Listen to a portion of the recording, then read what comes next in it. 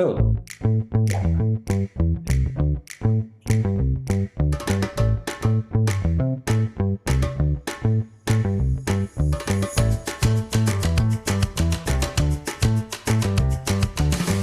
Karen!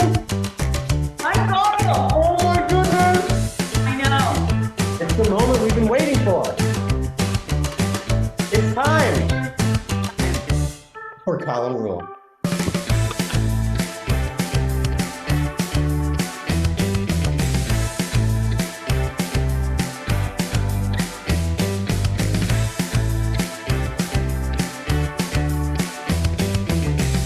Karen Arndt, I don't even know where to start. I don't know how to introduce this person in our presence. I'm taking this episode so seriously, Karen, that I will have you know this is a first. I have tucked my dress shirt into my yoga pants. Oh no, oh no. You're dress setting shirt too into high my a yoga bar. pants. Look at that. Well, look at those washboard abs. My gosh, that's incredible. I'm not doing that. I am not standing up and showing you my pants. What I have am not that you brave. got on under there, Colin? What's happening there? Just my Black Sabbath t-shirt that I wear every day. All right. Yeah. I will only say, Karen, this is my introduction. I hope this is okay, Karen. What Michael Jordan is to basketball and Oprah is to television, Colin Rule is to online dispute resolution, the oracle of ODR. Karen? Well, Michael has been very excited. I mean, I've been very excited too. In the first time since doing this podcast, this morning, I brought Michael home a shot of brain juice. It's true.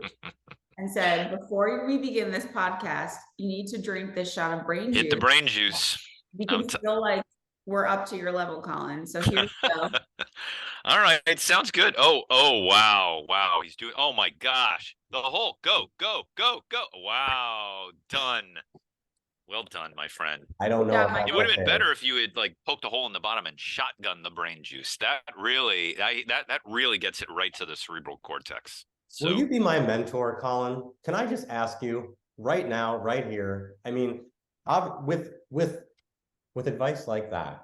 Are you willing to walk the path of pain, Michael? Because that's what it takes. If you're going to be my mentee, if you can snatch the pebble from my hand, then, and you know what they say, when you finish the training, you have to kill the master. Whoa. So you better be ready. You better be ready. I'm just saying, don't start the trail unless you're willing to get to the top of the mountain, because I don't do halfway. This is Peace Man. This is ODR Peace Man here. It's the new Mr. Miyagi. Yeah, the new Mr. Miyagi. I'm up for it if you are, Michael. I think you know that we are both presidents of each other's fan clubs. And I'm sure there are people watching this right now going, whoa, oh my gosh, listen to this. Listen to them lay it on thick. Yeah. It's like we're two carrot cake muffins and we're just putting in layers and layers of cream cheese icing. It's like an inch. Now it's an inch and a half. Now there's more icing than cupcake, the two of us. Too much cupcake, way too much icing. It's 7 layers is what we have happening. Seven layer icing. Okay, yeah. That's fine. I said this to you before, and I'll say it again, Michael. Yeah. You are as smooth as a pat of butter on a hot griddle. That's what we say in Texas. Wow. You are the Jeff Goldblum of divorce mediation. Yeah. You keep going, Colin. You're taking over this inside the mediation room. I know. I should rein it in. I'm sorry. I've had too much brain juice. You are the heat that fires the griddle. Karen, what is the first question, most importantly, that we get off our chests on Inside the Mediation Room with Colin Rule? Colin, I think you've watched enough to know. I know it.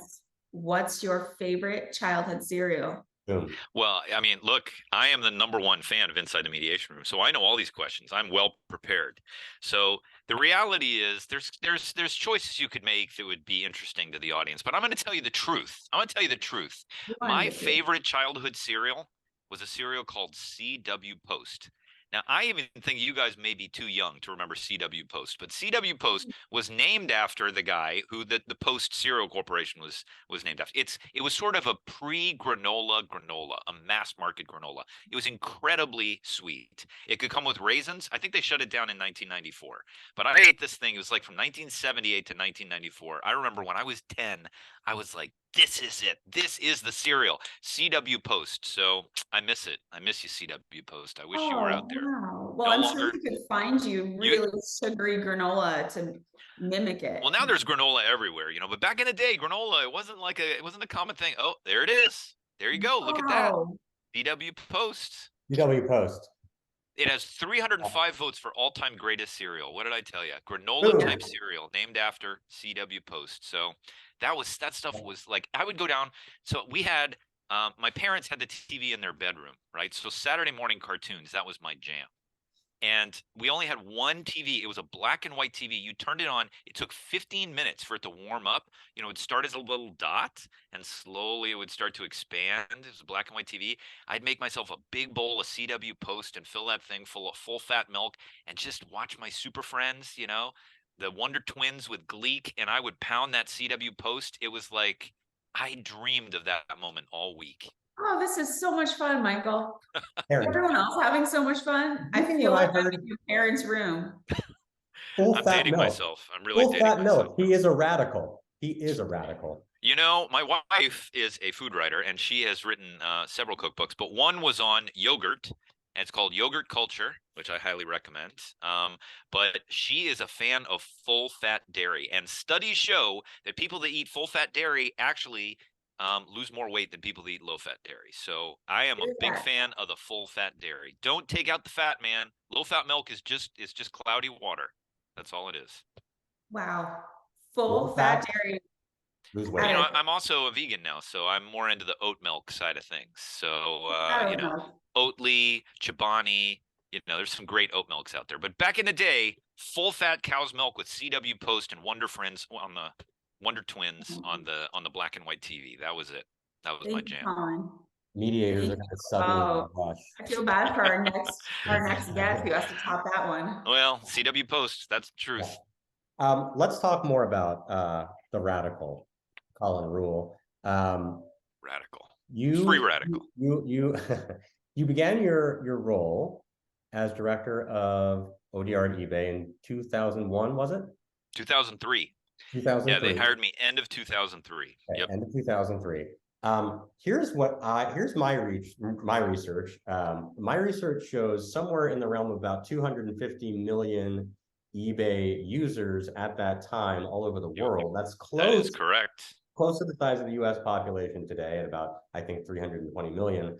Yep. Essentially, at eBay, you build a new justice system for this Absolutely massive community based on software that really, what is it doing? It's replacing the justice system of all of the countries where all of these people live when it comes to disputes with eBay. Power to the people. People are going to decide their own law. Since then, of course, you built system after system, millions and millions of disputes resolved because of systems that you pioneered. Okay. I've heard you say you're just a nerd from Texas. Are you actually, Colin Rule, the leader of an online dispute resolution revolution to bypass traditional justice systems around the world? I want you to talk about yourself now. Sure. That's something you love doing, because people want to know like what you're doing, and they want to know what you think, and I want to know really about you, right? The change maker, the rebel with a cause, the radical. Do you see yourself the way that I see you? Oh, I don't think so. Listening, that's it. You're such a cutie. I don't think I see myself the way that you see me, but I like the way you see me, Michael. It's working for me. It's working for me. No, I have to say, so how deep do you want to get? Do you want to make me cry here, Michael? Because we can go really deep. I'm ready to go deep. But my mom, so I might have mentioned this to you at some point in one of our various lunches, but I'm a descendant of Oliver Wendell Holmes, which not the Supreme Court justice, because he didn't have any kids, but his dad, Oliver Wendell Holmes Sr. I'm in the direct line from him, and so I'm not a lawyer. I'm what they call an NLM, a non-lawyer mediator. But I've read a lot of Holmes, and one of the things that my mom did when I was in high school was she needle pointed. She's a big needle pointer, amazing needle artist. She's done this in many incredible artworks, but she needle pointed a quote for me from Olive Wendell Holmes that she gave to me when I graduated high school. And it's still on the wall in the other room over there. And my kids, they know it too, because they've seen it on the wall their whole growing up. But the quote essentially is this, and I may get a couple words wrong, but it says, "Thus only will you know the secret isolated joy of the thinker, who, 1,000 years after he is dead and forgotten, men who have never heard his name are moving to the measure of his thought, the subtle rapture of a postponed power that the world knows not, but which to his prophetic vision is more real than that which commands an army." So there you go. I got that right in my head. And Wow, my that mom was an expression. it's not like a little quote. It's not like a justice delayed is justice denied quote. But if you unpack that a little bit, what Holmes is saying is there are people in history who find themselves at the knee of a curve, of a change. And I again, I'm a nerd from Texas. You described me exactly right. The Apple II came out when I was 10 years old. And I said, this is going to change a lot of things. This is going to be a big change in the world. This is going to be a big change in the way people interact. And I said, I want to get a job promoting this. I think this is so cool. I want to explore it. Now, I also got passionate about dispute resolution for other reasons we can discuss. But when those two things come together, technology and dispute resolution, to me, I find that endlessly fascinating. That's where I want to live. That's where I want my contribution to the universe to reside. And I don't need people to know me. It's not about me. It's about the movement. It's about how can we use these tools that we are lucky enough to live in a time that now suddenly people have said, hey, I know you've been trying to do justice in human societies for thousands of years. Here's some new tools. How could you use these tools? We are lucky enough to be the ones who are crafting the next wave. We are the founding fathers and mothers of the next generation. So we get to figure out how are we going to deploy these tools? How are we going to create rules and ethical guidelines and best practices so that we can better help people find fast and fair resolution to their disputes of all kinds? eBay disputes, just an e-commerce purchase, not a big deal. Or family disputes, the most important relationship, the most difficult dispute many people ever encounter in their entire lives. To think about how we can utilize these tools, that goes back to the Holmes quote for me. And I don't think people are going to remember me, and I don't want them to remember me. But I am lucky enough, and you, the two of you, are lucky enough that we're at this time where we can start to lay the foundation that the future generations are going to be building on top of. And if we do a good job, we can make life better. 1,000 years from now, there will be millions of people, potentially billions of people, moving to the measure of our thought, the subtle rapture of a postponed power that the world knows not. But to our prophetic vision, it's more real than that which commands an army. We don't need power. We don't need fame. We can make these decisions now, and by nudging history a little bit in one direction, we can change the course of future events for all time. Oh my goodness, this vision you're casting. Unbelievable. Well, that's when I have my moments of grandiosity, that's what I think about. Good thing Exactly it's as I your said, moment. Karen, revolutionary. Yeah. Online dispute revolutionary. I like that. ODR. Yeah. Colin, you mentioned your passion. Do you remember a specific point in your life where it was just revolutionary for you, where you said, this is exactly what I want to do, or I love this? Tell us about it. Well, I do feel like I've been very lucky because, I got involved in the dispute resolution field. I was trained at my college, and I ran the campus mediation program. I wrote, so this is, the late 80s, early 90s, and I wrote my thesis on student-centered mediation programs. And then I got a job working at the National Institute for Dispute Resolution in Washington. So I wasn't in a position to lead the field at that point, but it was great to meet everybody. I mean, I got to meet everyone in the family side of the field, the workplace side of the field, the multi-party side of the field. NIDR, that organization, was really centrally positioned because it was a regranter. It was distributing money out to all of the main dispute resolution initiatives in the country. NIDR had created something called the Statewide Offices of Mediation Program. and I was the information services specialist at NITR. So I was distributing information to all of these programs and learning about what they were doing on a state-by-state basis and meeting all of the key people. So at that time, the dispute resolution field was still kind of fragmented, right? We had the society professionals in dispute resolution, which was mainly the people that mediated in suits. And then we had the community mediation movement, which has become NAFCM. We had the NAME, which was the National Association of Mediation and Education. That was on the educational side. And then what happened was Hewlett and Ford, the big grantors, they said, we want to roll this all up together into one organization. So everything merged together, along with the Academy of Family Mediators, into ACR, the Association of Conflict Resolution. And that happened right around the turn of the century. So it was just a wonderful thing to be part of that field. And I would go to these conferences and I'm like, these are my people. This is who I love. I love mediators. I love the mediation field. This is the impact that I want to have in the world. I want to be a force for peace. I want to help people solve problems. I was really interested in when I was young. I wanted to be a peacemaker. But it's like, what does that even mean to be a peacemaker? I mean, they call missiles peacemakers, like just, it was too high level. And when I learned about dispute resolution, I was like, aha, this is practical peacemaking. This is the science of peacemaking. How can you help parties reach agreement?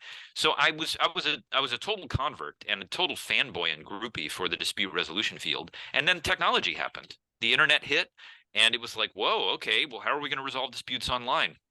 I'd heard about Ethan Katch. I was in Boston, and he was out at UMass Amherst, and he had written, articles about this and started the Center for Information Technology and Dispute Resolution. I said, this is it. This is my thing. This is what I'm going to put all my time and energy into. So I remember being part of the conversations when we named the field. What are we going to call it? Are we going to call it EADR? Are we going to call it TDR? So we decided to call it ODR, Online Dispute Resolution. And now it's so gratifying to see. I mean, you Google ODR, it's like this is a top legislative priority all over the world. In India, we have ODR Africa, we have ODR Latino America. It's, I get to run ODR.com. So I feel enormously lucky. And it wasn't just me, it was a lot of people working together. We've created this ODR movement, and it's spread across the world. And it's just getting bigger and bigger and bigger. So, I felt like I was part of a small group that packed the snowball and pushed it off the top of the mountain. And it's just amazing to see it roll down and get bigger and bigger and bigger. So, I'm, as you say, Karen, I feel like I got to design my own job and find what I can be passionate about. And I know I'm going to do this until the day I retire, maybe the day that I die. So it's a very, very fortunate thing that I've been able to ride this particular roller coaster as far as I have. Incredible. Oh, you guys are so sweet. Yeah. Please. Yeah. Keep tossing me softballs. I'm enjoying this. All aren't right. you gonna grill me a little bit? All right. Come on. Let's get to the book. Let's get to the book. Oh boy, the first book, which you were listening to on a run. The first book I've read. The first book I was probably teething. Online Dispute Resolution for Business. I was teething at the time, maybe something like that. So look, here's a suggestion. This is just an in the moment suggestion. I don't even know if this is legal. I don't know if there's permission. You don't know if it's legal. Okay, all right. Should we stop recording for a minute here? Right? Yeah. I think that mediate.com, if it has permission, should simply release online release the conclusion of online dispute resolution for business. Release the conclusion. I have it on my hard drive. I could put it up as an article. Here's what you did in the conclusion, Colin, or if you haven't read your book lately. Oh boy, I have not. What you did was you point by point outline the most outlandish things known to mankind in the year 2002. Yeah. Science fiction is and detailed. Right. And all of those things have happened. Yeah. All of them. All those things have happened. It's you like, want to read it off, in a scary way, they've happened. The oracle of online dispute resolution. What can I say? Story. I see the future. It's as clear to me as This gave me goosebumps. Oh my goodness! Hello there. Hello, Andrew. Hello, Andrew Weber. Oh, excuse me. Sorry. No, don't be excused. You've got the same background. This is amazing. Oh my goodness. You've even got the same. Is that the same orchid that Karen has behind her? That's amazing. Isn't that amazing? Yeah. Is that even possible? Well, we're in the same office. But he's got 2 paintings behind him, and Yeah. then each of you has one of the 2 paintings that's You behind are him. very perceptive. Boom. Yeah.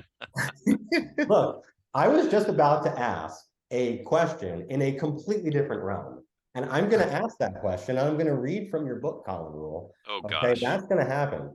This was an accident, but probably the best accident possible. Andrew, you must have Is some sort of anything meaning. really an accident, Michael? Yeah, I mean, let's be honest. I Everything guess happens for a Read it. reason. Who knows? no accidents, no accidents, right? I'm going to skip to a different area of my notes, Colin, because Okay. now we see this person in the flesh. And so no. unexpected here. Oh, You're in Andrew, trouble now, Andrew. I Sorry, you hope got that- pulled into this as well. Yeah, Yeah. I didn't realize what I was signing up for here. He said he's going to Hold do on. something illegal now, so I'm Okay. still waiting with bated breath. All right.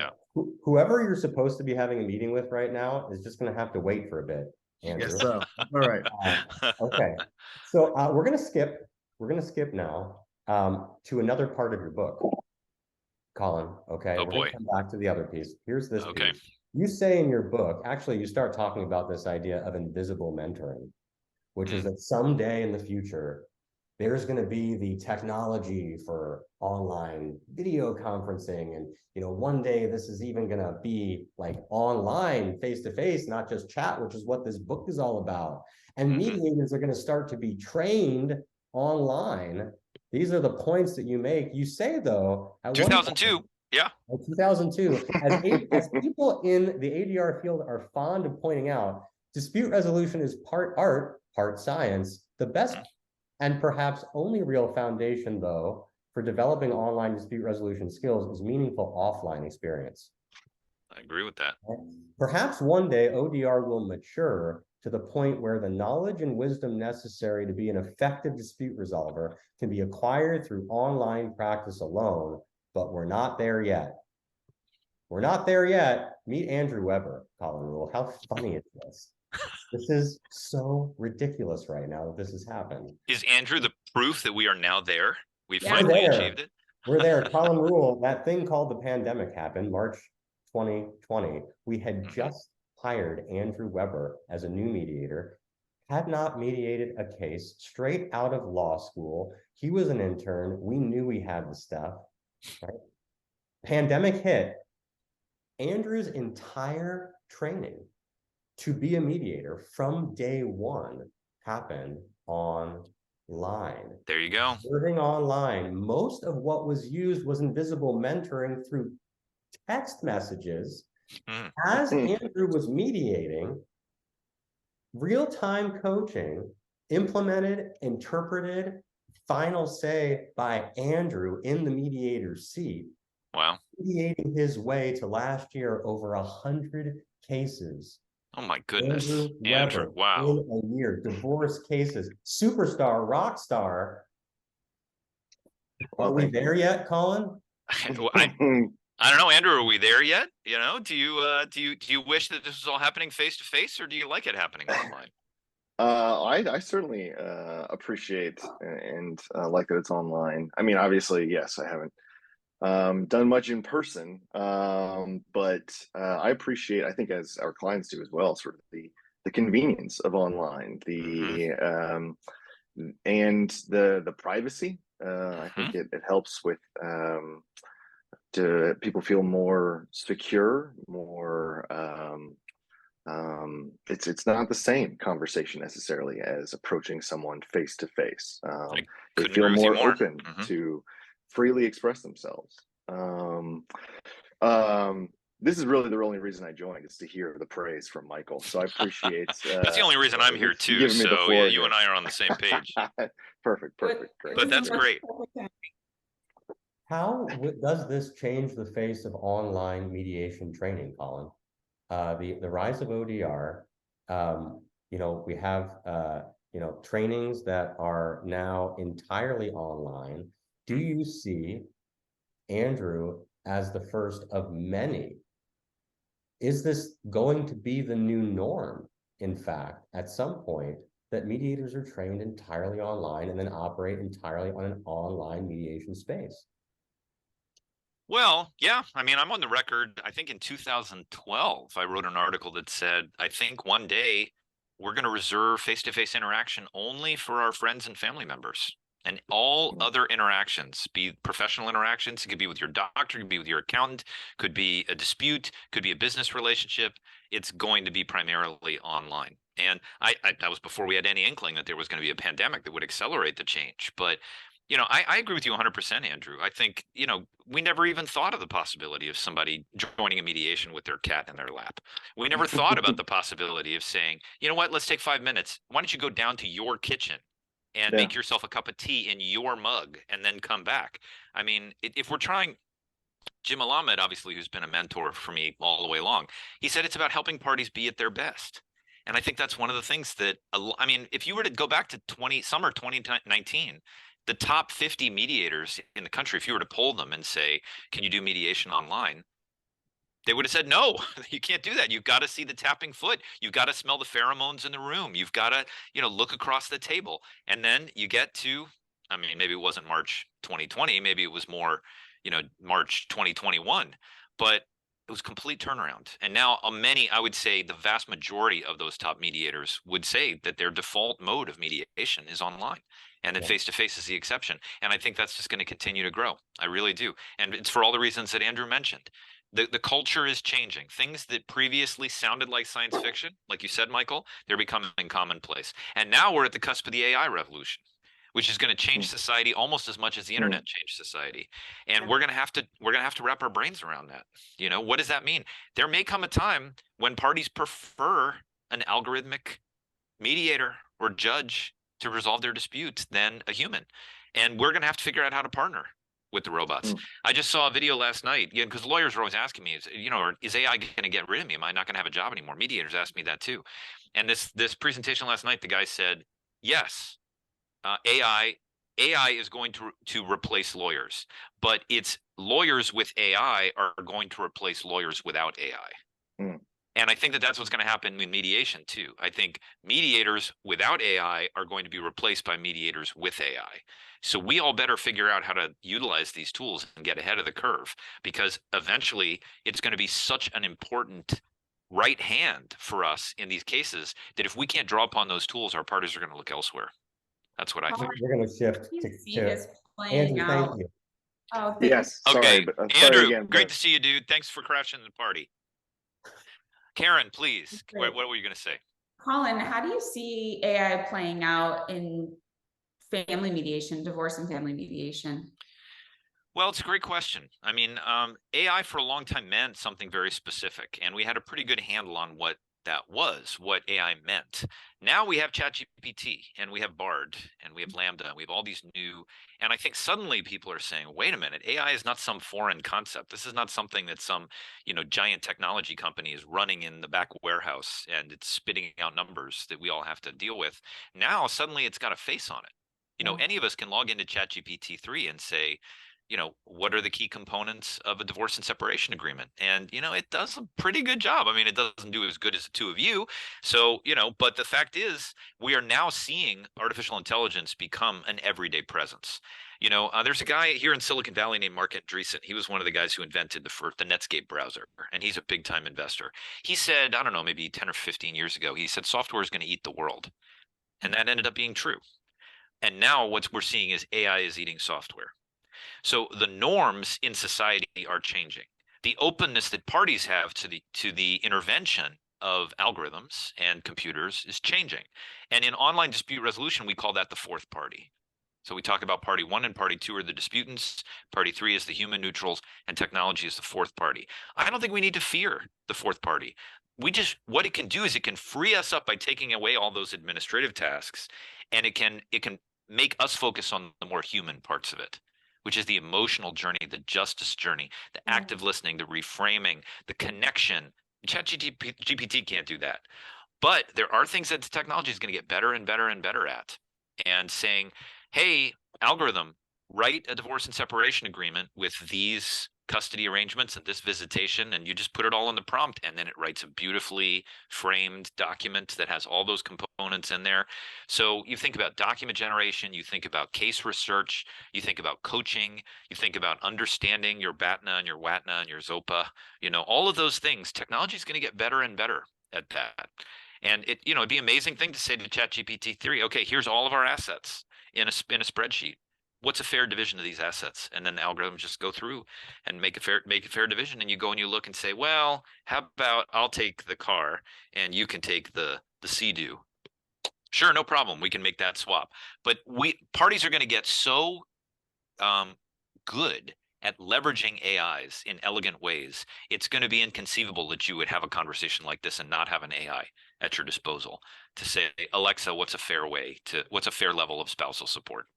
It's just going to be there all the time. Jim Unbelievable. Muhammad I made- love, Karen, please.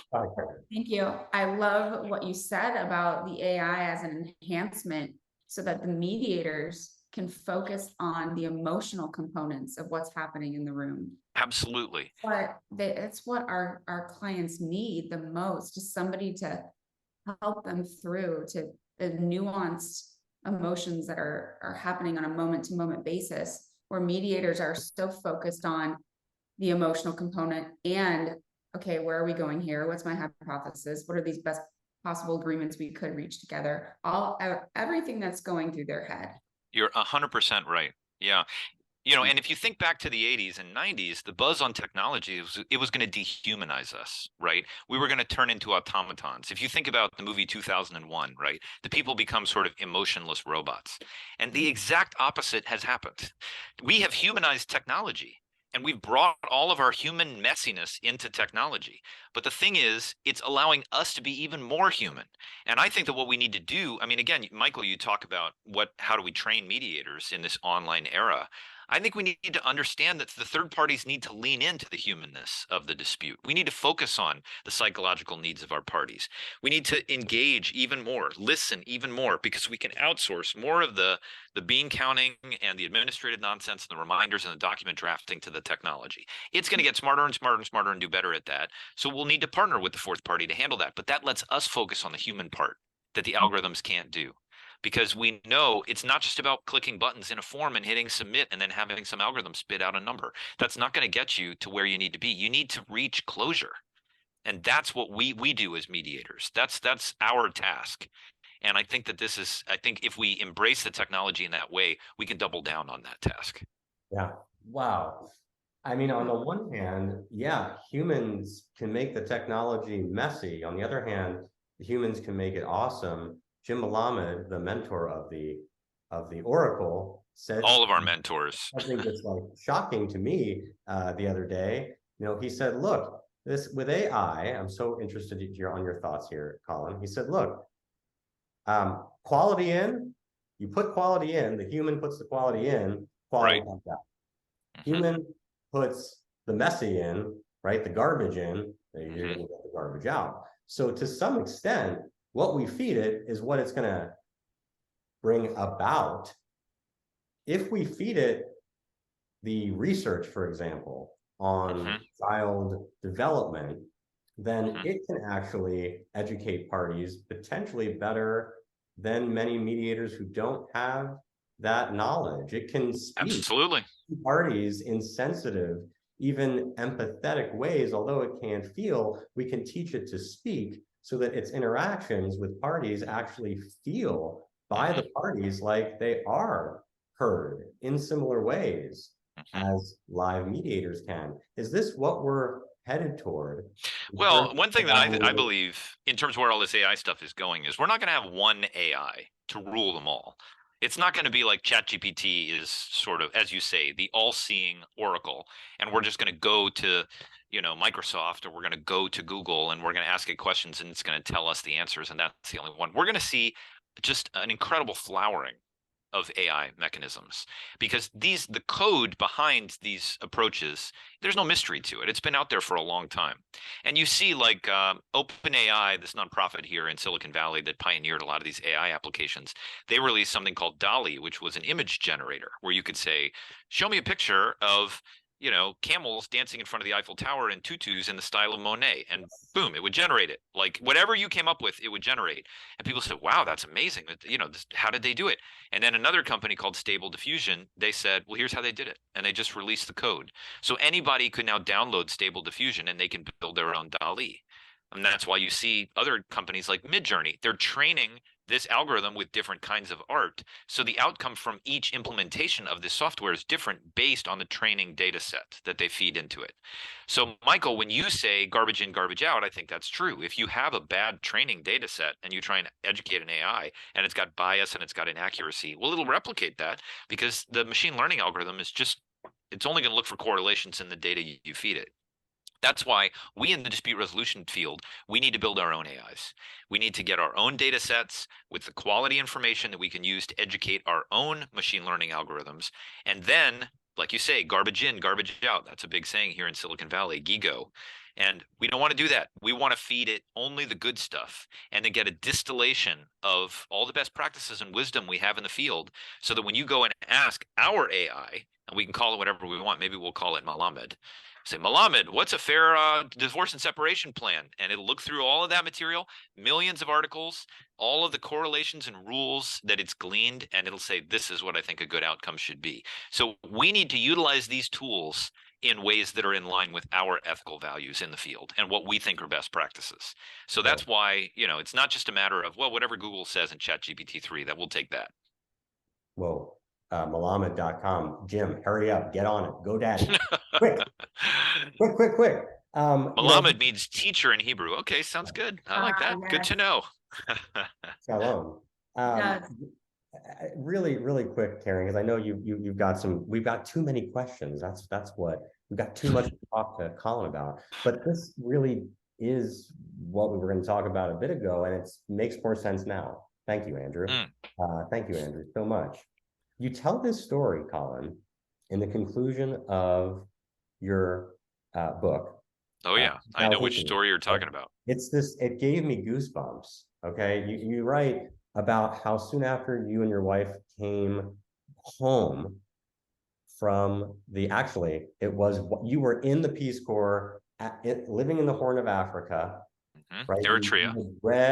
You had read that in Newsweek, the year 95 was deemed the year of the internet. You were away for 2 years. You come back to the United States after not having any access to internet, barely. I mean, you heard months later that this Newsweek thing had even happened. There's barely mail service happening, right? You come back, and literally after 2 years, it is a completely changed world. URL addresses, right, on every commercial where they'd been.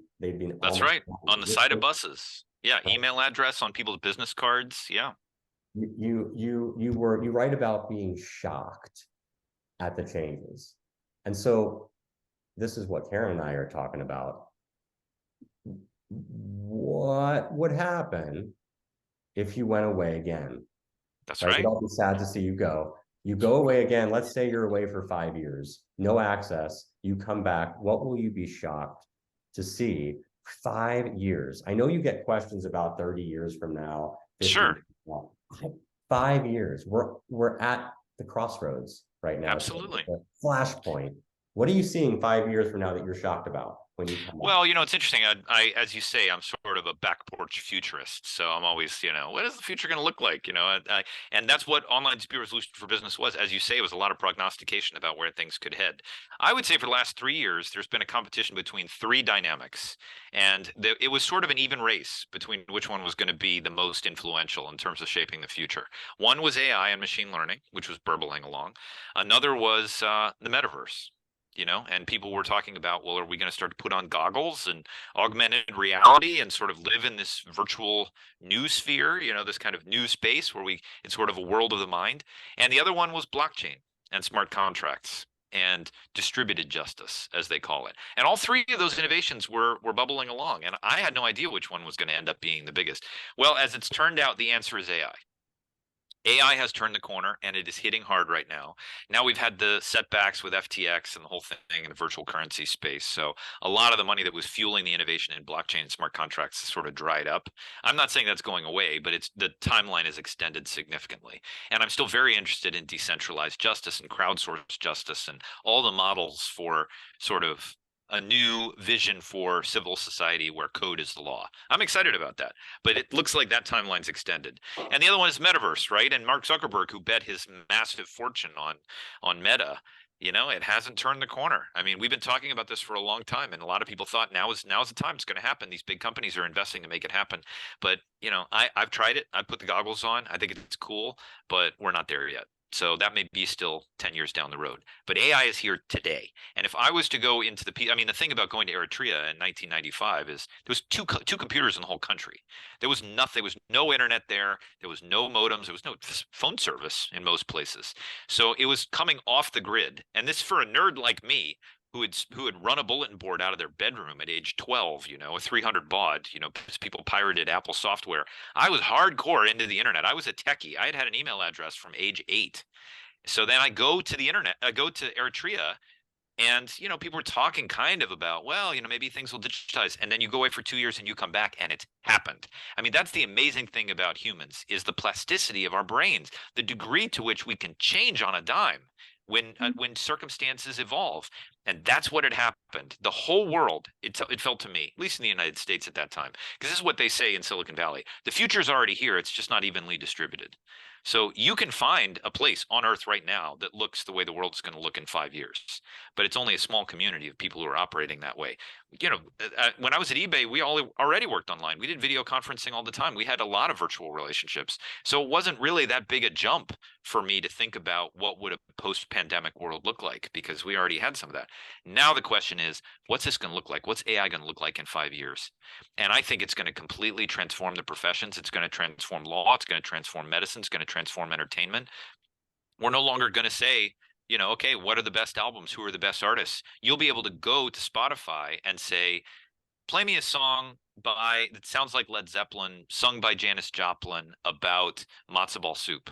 And it'll zip, zip, zip. It'll put it right together and just start playing. And it's going to make movies. It's going to make books. It's going to make images. It's, we're going to go to the movie theater. We're going to see movies, and they're going to star Humphrey Bogart and Marilyn Monroe, because we'll be able to take those images and then turn them into creations, and AI will spin it all together. So we're about to move into a wildly creative period powered by AI, and things that were inconceivable before are going to become commonplace.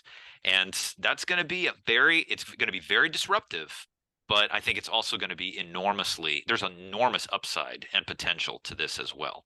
So it's transformative. Do you think it's going to compete with any of these professions? And we're speaking of all of ours. Well, like, the professions are going to evolve, as I say. I think we as mediators, we need to, and that's what mediate.com is all about, is trying to use technology to advance the practice of mediation. So as these new tools become available, we have to figure out how are we going to use them. Our values don't change, right? The technology is valueless. AI, it could be a force for good, it could be a force for bad. It'll do whatever you tell it to do. It's almost like a magic lamp. It's like a genie, and we are the ones who are the wisher. The danger is in the wisher. It's not in the genie. So the question is, what are we in the field going to do? We have to come up with, how are we going to use these technologies to deliver on the values that we have, which is fast, fair, transparent, confidential, effective, durable resolutions, and helping our parties solve problems so that their lives can be better. These are very powerful tools, and if we can figure out how to use them well, we can expand the reach of our services and our effectiveness unimaginably. That we would never be able to have the impact that we're going to have with these tools. But it's going to create a lot of chaos in the near term. And there are going to be a lot of mediators that say, I'm not interested in that, I'm not going to use it. And that may be a challenge for them as society evolves, because it's going to be table stakes to be able to draw on some of these tools, I think, in 5 years. And of course, this is why you are leading the efforts at iCoder. This is why that work is so important, because you're not just, creating Frankenstein's monster here. You are also balancing this with creating standards with this international organization.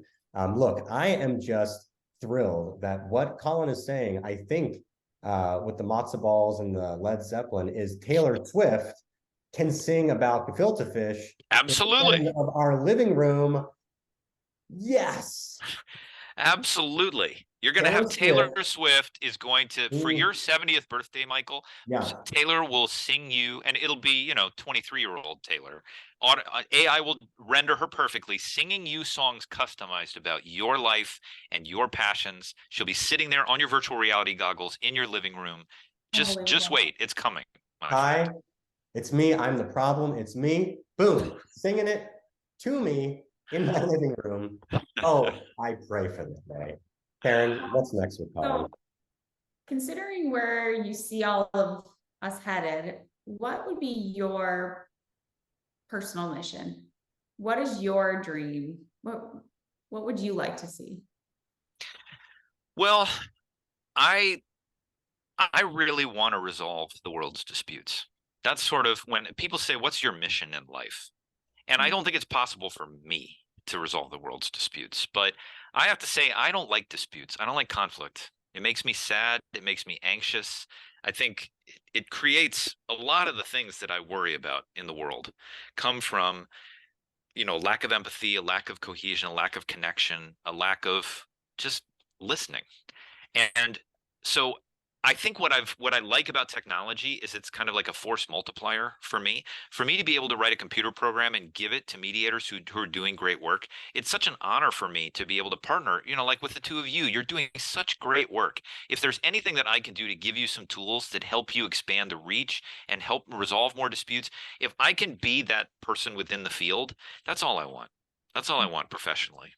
And again, I think as I've gotten older, what is it? There's a funny quote that a friend told me once. They said, when you're 20, you really worry about what other people think about you. And then when you're 40, you don't really worry about what other people think about you. And then when you're 60, you realize nobody's thinking about you. So I am perfectly content with moving into the latter phase. All my heroes have done that. John Healy, it's interesting to me. John was really my mentor in the early days, John and Jim, but John in particular, he really took my hand and led me into the field. And, at one point, John just said, okay, you know what? I'm going to move into the last phase of my life. He moved up to Humboldt and he kind of checked out of the field. And I could see myself doing that at some point too.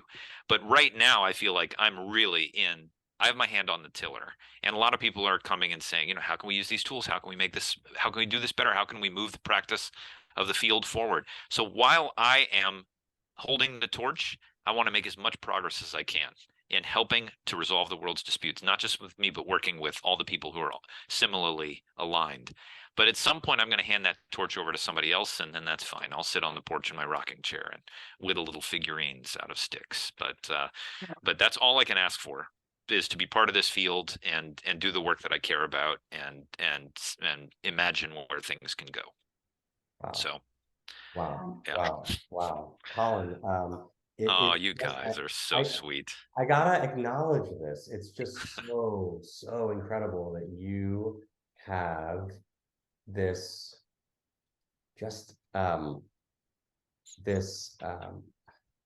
remarkable passion. It is so within you. It is so just in the depths of your soul, and this dream, and you have lived and now are in your prime, realizing realizing Those your gray dream, hair might be right? a little past my prime. You're in it. You are in it. It is here. It is happening. I got to check my sell-by date. I think it might be on the bottom of my foot. Yeah. What that must be. Here's how you end your book, actually. You end your book. Next one. You say this, okay? Yeah, first book. This is the ultimate aspiration for ODR, right? You were writing this from a place where this was inconceivable from the place you wrote this, right? You said, this is the ultimate aspiration for ODR. No hype, no bombast, simply to become the way things are done. If online dispute resolution services can live up to their promise as effective, efficient, and fair mechanisms for helping disputants resolve their problems, then it is very likely that we will see this aspiration become a reality.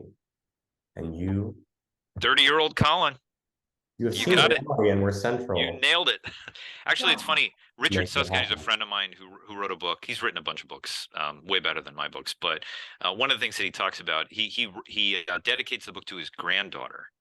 And he says, one day my granddaughter's going to read this book and she's going to think, why did someone write this book? This is so obviously, it's like writing about you know, of course that's the way things were going to be. It's just apparent to the future generation that of course that's the way it was always going to be. So maybe that's what my grandkids will think about that book too. Why did you bother to write a whole book about this? Because this is so obviously what was going to happen. It's a little bit, I think I joked the other day with a friend. It's kind of like when Columbus came to the New World and he said to the natives that he met, he said, "Do what I say or the cloud, I will cover the sun." You know, and then they say, "Oh, you can't cover the sun." You know, and then the sun is covered, but it's because he knew there was going to be an eclipse. It's not, he didn't cover the sun.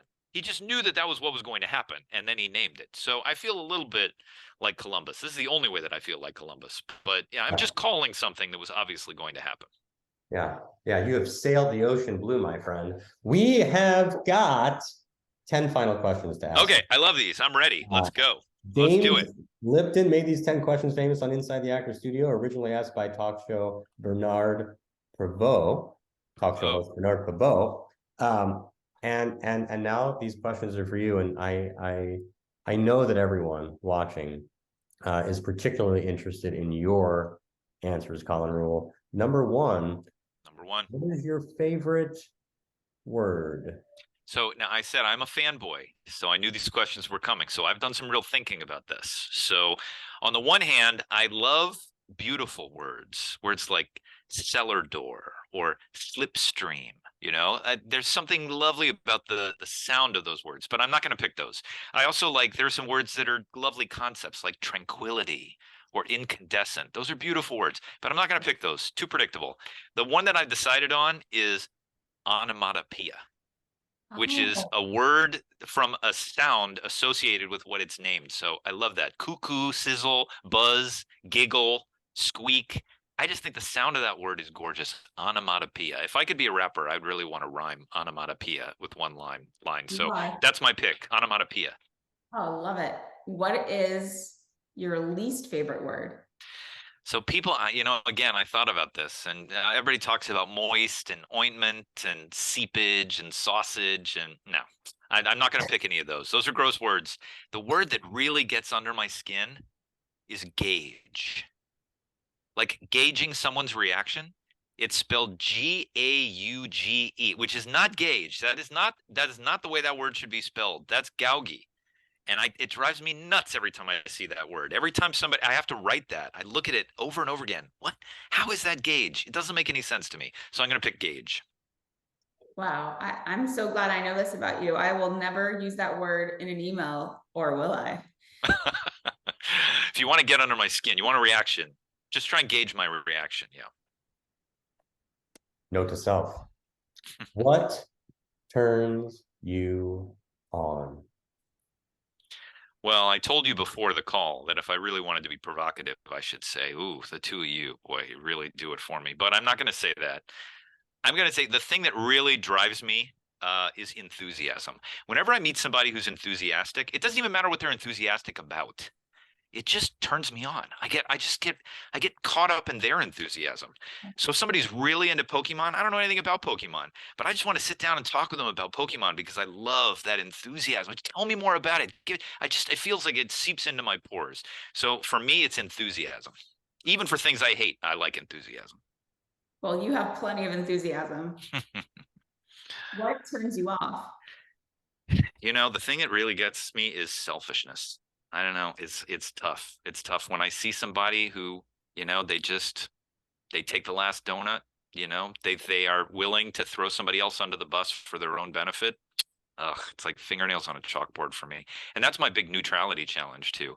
When I see people being selfish in disputes, I gotta zen it out because it's very easy for me to try and to judge that person, to flip a switch in my head. So selfishness turns me off. Yeah. Oh, goodness. There's no such thing as neutrality. That's another discussion, of course, Colin. What sound or noise do you love? You know, I was sitting on the couch last night and my dog, Fred, our rescue, was having a dream. And it was quiet except for Fred, and he was making these little Sounds, and I love that. I love that sound. I could listen to that all night. We were watching HBO, and listening to Fred make those sounds was better than watching the TV shows on HBO. So we turned off the TV just to listen to Fred. So I'll choose that one. Oh, that's so cute. Aaron, yeah, that's why I love listening to you sleep. Yeah, Like, Michael sounds like that too. What sound or noise do you hate? You know, I have to say I'm embarrassed about it, and I usually try and keep it to myself, but I have really bad misophonia for eating sounds. Like people that eat with open mouths, just kind of the wet chewing or talking. I mean, again, I want to just be like, no, I'm okay with it. But wow, if somebody's doing that next to me, I just can't hear anything else except for that. So I really got to just go to my happy place. So Like if we were eating a big bowl of granola, would you say that's CW okay? post, right? Yeah. I don't know, but that's tough because you got the mic, you know, and the chewing and the The slurping. it's hard. Yeah, it's just I don't like that it drives me as crazy as it does, but it drives me up the wall. It really does. Well, we all have them, Colin. What is your favorite curse word? You know, my favorite curse word is oi. Oi. And oigavalt, I know that's two. But I just think you can say so much with a Yeah. well-placed oi. It's Yeah. yeah. It's not offensive either. It's very neutral. It's not. I thought about some offensive ones, but no. Oi is the perfect. It's like that's what when the world gives you lemons, you just oi it out. It does, oi. Yeah. Oi, ODR. Oi dr, right. Aaron, What profession other than your own would you like to attempt?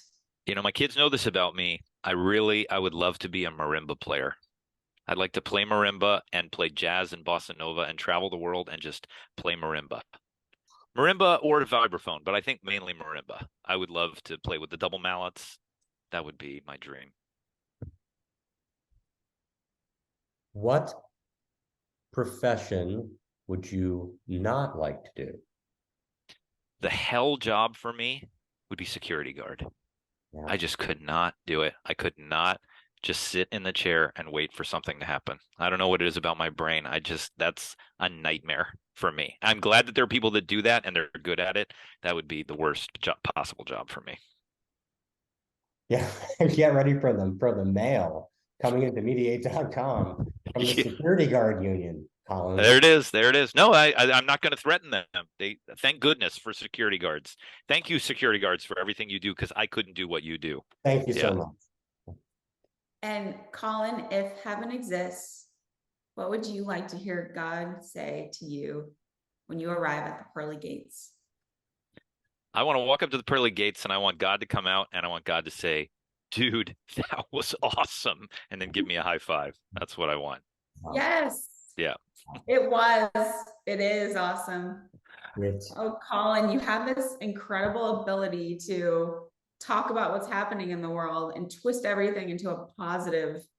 You're so optimistic, and that's something I really enjoy about you. Well, I appreciate that. I am a glass half full kind of guy. I think the arc of history is long, but it bends towards justice. And there's definitely sad things that happen all the time. But I do think that people are good fundamentally, and we'll get through it and life will get better. And I think we actually are living in one of the best times in all of history, and it's just going to get better from here. So I really do fundamentally believe that. But I love the two of you. You guys are great. You really are. You're the things that turn me on. I love this. I love these conversations. I love the dynamic between the two of you. So thank you for having me. This was so fun.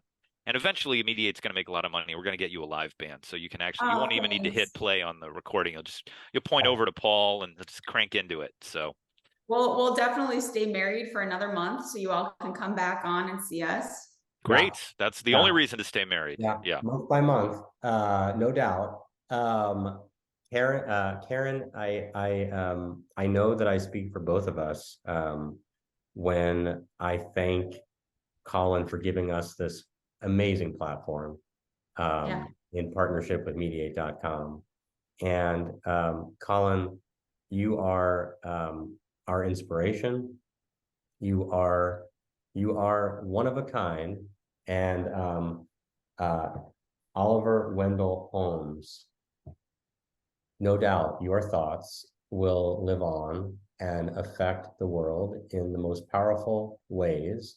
that thought can impact our global society and life forever. So that's Colin Rule, and this has been Inside the Mediation Room. Thank you, Colin. That was Incredible, awesome. incredible hour. Thanks to you both. You guys are the best.